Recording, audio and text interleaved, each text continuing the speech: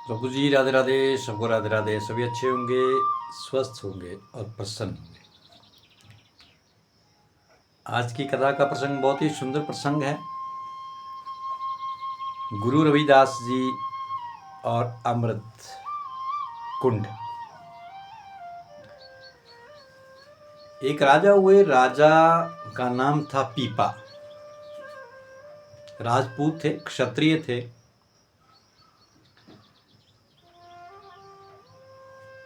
कुछ ही समय वो पहले राजगद्दी के ऊपर विराजमान हुए। राजपाट उन्होंने संभाला और राज्य की सेवा करने लगे, प्रजा की सेवा करने लगे। तो राजा के मन के भीतर एक बार परमार्थ करने की मन के भीतर ख्याल आया कि परमार्थ किया जाए।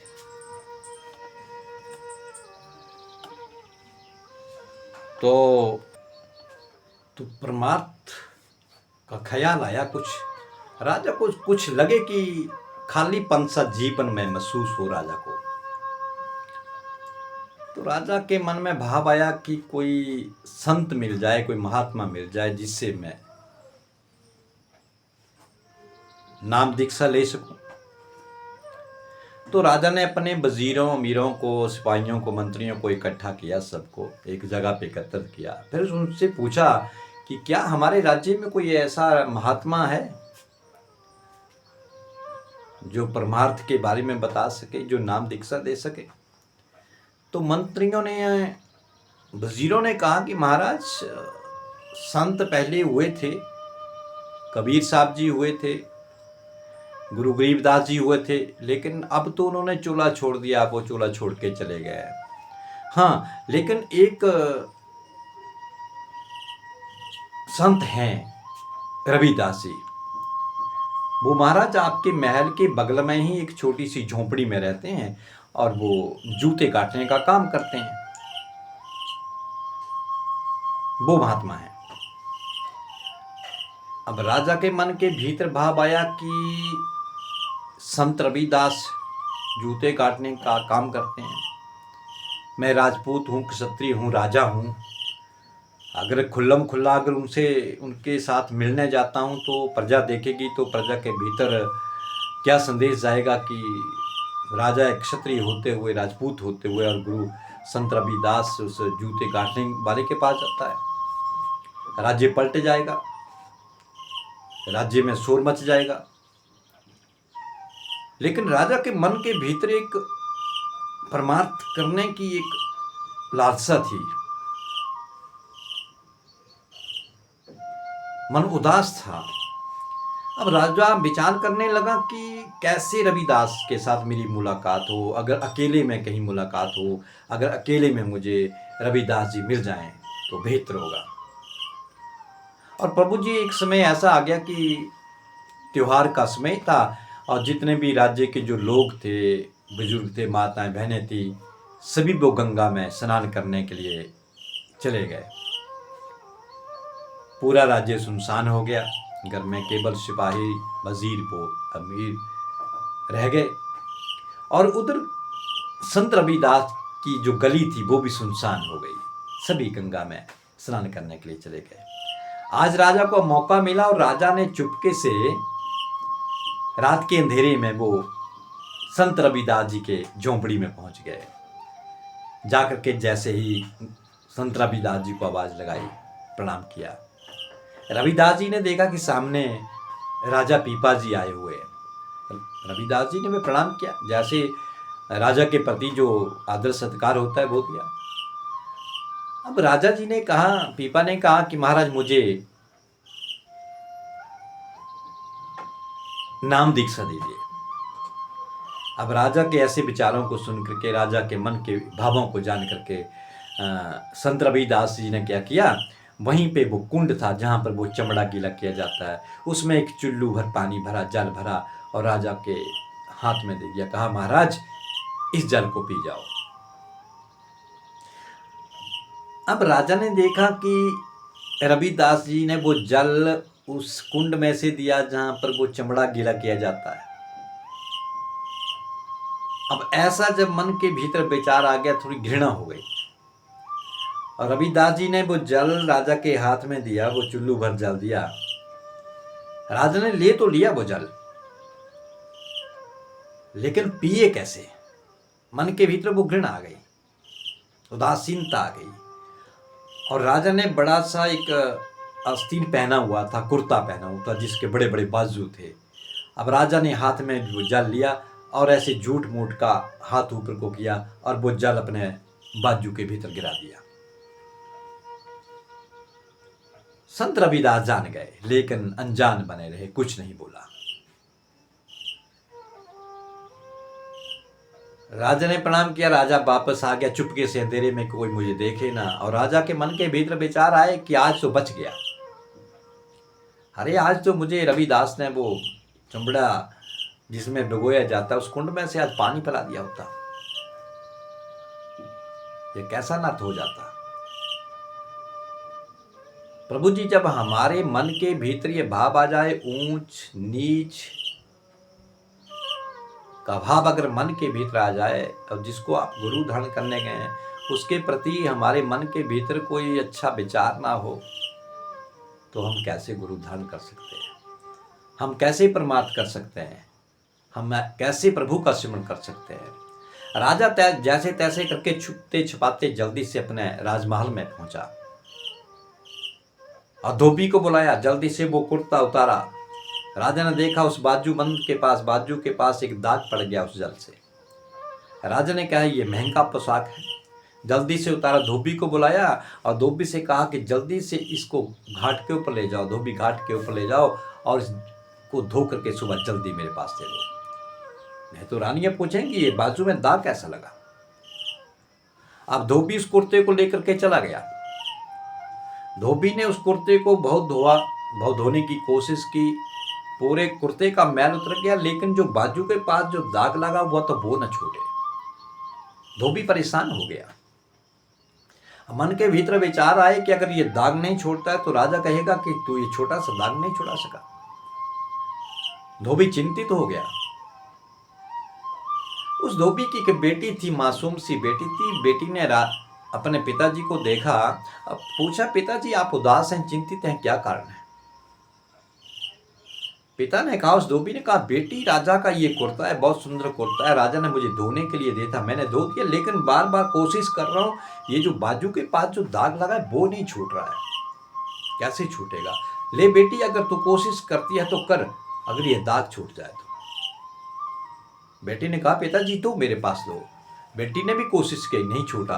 अब बेटी ने क्या किया, मासूम तो थी, दिल साफ था, मन साफ था।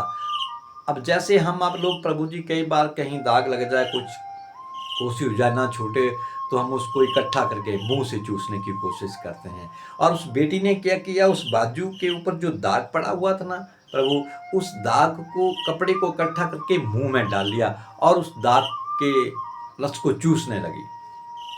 और उस रस को थूकने की बजाय वो उस रस को भीतर पी गई। और जैसे ही वो उस कुर्ते का दाग जो लगा हुआ था बाजू में, उस रस को पीने से, उस दाग को पीने से उस बेटी का जो अंदर का, भीतर का जो पर्दा था वो खुल गया। अब पर्दा खुल गया प्रभु जी, अब वो ज्ञान की बातें करने लगी, पिताजी से ज्ञान की बातें करने लगी, सत्संग की बातें करने लगी। अब पिता भी सोचने लगा क्या हो गया ये बेटी को, इतने अच्छे अच्छे विचार, सत्संग वाली बातें, ज्ञान वाली बातें वो बेटी करने लगी। दाग तो छूट गया, लेकिन वो चला कहाँ गया, उसका रस कहाँ गया? वो बिटिया के हृदय में प्रवेश कर गया। और आज उसके मन का वो पर्दा, हृदय का पर्दा उस बेटी का खुल गया। मासूम तो थी, मन साफ था।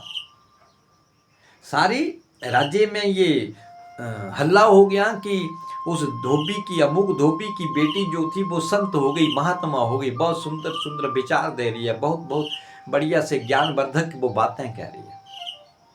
ये बात राजा के कानों तक, राजा पीपा के कानों तक ये बात पहुंच गई। एक दिन राजा पीपा जो था वो रात के अंधेरे में चुपके से उस बिटिया से के साथ मिलने गया प्रभु।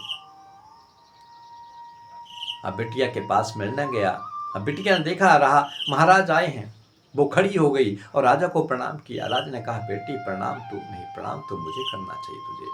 कहा, नहीं महाराज, आप क्यों प्रणाम करेंगे, प्रणाम तो मैं करूंगी, शीश तो मैं आपके पास झुकाऊंगी। राजा ने पूछा, ऐसी क्या बात है बेटी, तू क्यों झुकाएगी। कहा, महाराज जो कुछ भी आज मैं बनी हूँ, जो कुछ भी मैं आज हूँ, वो केवल आपकी ही बदौलत हूँ, आपकी ही बदौलत हूँ। राजा ने कहा, मेरी बदौलत कैसे संत हो सकती है तू, मेरी बदौलत कैसे तू महात्मा बन सकती है। कहा, नहीं महाराज, आपकी बदौलत ही बनी है और आपके उस कुर्ते के द्वारा ही मैं संत बनी हूँ, जो कुर्ता आपने मेरे पिताजी को धोने के लिए दिया था। अरे कुर्ता? हाँ महाराज, जिस कुर्ते में एक बाजू के पास एक दाग पड़ा हुआ था, वो दाग छूटे ना महाराज। पिताजी परेशान हो गए, मैं भी परेशान हो गई। फिर मैंने उस दाग को मुख में लेकर के उसको चूस लिया और उसके भीतर से जो रस निकला ना महाराज, उसी रस से मेरा भीतर का हृदय जो था, वो पर्दा जो था, वो ज्ञान का पर्दा जो महाराज खुल गया। जब इतनी सी बात महाराज ने सुनी तो महाराज पीपा के आंखों से अश्रु की धारा बह निकली। वो रोने लग पड़ा, वो बिलखने लगा और उसी दिन वो उसी वक्त वहां से उसने मुकन्या की बिटिया के चरणों में प्रणाम किया। बिटिया, तूने मेरा आज मेरी आंखें खोल दी। अब राजा वहीं से, अब उसको किसी की चिंता नहीं है, उसके मन के भीतर अब वो चिंता नहीं है कि संसार क्या कहेगा, समाज क्या कहेगा। आज राजा वहां से चला है और गुरु रविदास जी के संत के पास पहुंच गया। अब वो जात पात नहीं है, वहां पहुंच गए, चरणों में प्रणाम किया रविदास जी के, महाराज मुझे क्षमा कर दो और मुझे फिर वही जल दीजिए, मुझे वो जल दीजिए पीने के लिए। रविदास जी ने कहा, महाराज अब वो जल नहीं मिल सकता। जिस जल को आपने एक चमड़े का कुंड समझ करके उस जल को ग्रहण करने से उस जल को आपने गिरा दिया, मैंने सब देखा था, मैं कुछ बोला नहीं। आपके भीतर उस वक्त ये विचार आ गया कि ये चमड़े को धोने वाला जल है, वो कुंड है जिसमें चमड़ा डुबो जाता है। लेकिन नहीं महाराज, वो चमड़े को धोने वाला जल नहीं था, वो तो अमृत जल था और वो सचखंड से आया हुआ जल था, जिस जल को मैं भी हर रोज पीता था। मेरे मन के भीतर ये भाव आया था कि राजा के मन के भीतर परमार्थ करने की लालसा है, भावना है। तो मैंने सोचा क्यों ना मैं जो जल मैं पीता हूँ तो वो ही राजा को भी पिला दूं। लेकिन आपने उसे एक आम जल समझा, उसे चमड़े वाला जल समझा और आपने उसको नहीं पिया। लेकिन महाराज अब वो जल तो नहीं मिल सकता, लेकिन इतना जरूर है कि मैं आपको अवश्य नाम दीक्षा दूंगा, जिसको जपने से आपके भीतर का पर्दा जो है वो अपने आप खुल जाएगा और वो जल जो बाहर आप देख रहे हो ना, वो आप भीतर ही भीतर उस अमृत जल को आप पी सकते हो। राजा अपने आप को धिक्कारने लगा कि कैसी जात पात के भीतर मैं उलझ गया।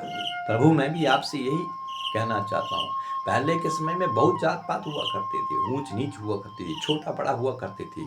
लेकिन जब किसी को संत धारण करना है, किसी को महात्मा, किसी को गुरु धारण करना है, तो मन के भीतर यह भाव नहीं होना चाहिए वो कौन जाति का है, कौन कास्ट का है, ऊंचा है, छोटा है, बड़ा है, नीचा है, कैसा भी है। महात्माओं का, संतों का, गुरुओं का कोई न जात होती है, न पात होती है, न वो केवल वो उस प्रभु के ही दूत होते हैं, जिनके बदौलत हम उस हरि के साथ मिल सकते हैं। वो हमें नाम दीक्षा देने वाले, वो हमारे भीतर का पर्दा खोलने वाले संत हुआ करते हैं।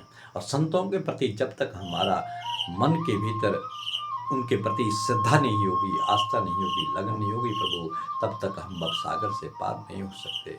हमें वो अमृत रस, हमारा वो भीतर का ज्ञान का पर्दा कभी खुल नहीं सकता।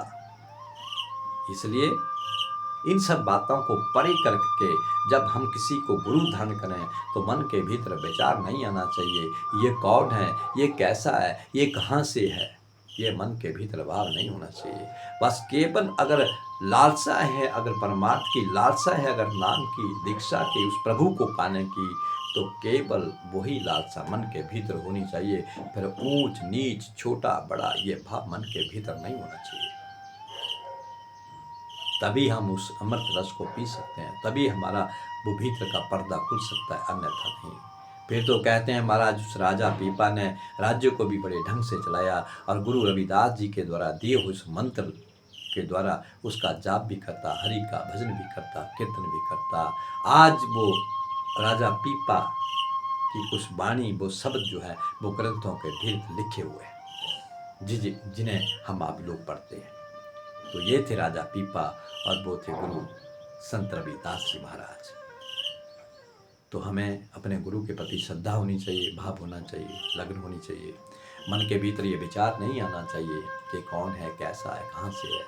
गुरु वही होता है जो हमें वो अंधेरे को मिटा करके हमें प्रकाश की तरफ ले जाता है। उनके प्रति किसी प्रकार की शंका नहीं मन के भीतर होनी चाहिए।